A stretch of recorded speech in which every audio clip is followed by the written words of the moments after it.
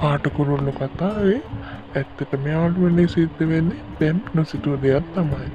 මොකද අපි හිතාගෙන හිටියේ මංජිතගේ ගෙදර යන්නේ ජයනාත් කියලයි.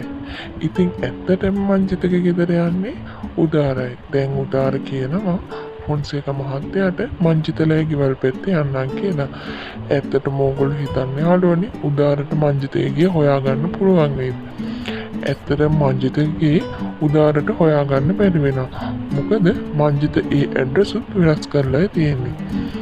ඉතින් යාළුවනේ ඕගොල්ලෝ හිතන්නේ මේ මංජිතගේ බොරුව ඉක්මනින්ම මාට්ටු වේද? ඉතින් දෙන්නම මාට්ටු වුණොත් යාළුවනේ මේ කතාව මෙතනින් අවසන් වෙනවා. ඉතින් ඒක නිසා අදත් මංජිතගේ ගෙවල් විස්තර මාට්ටු වෙන්නේ නැහැ.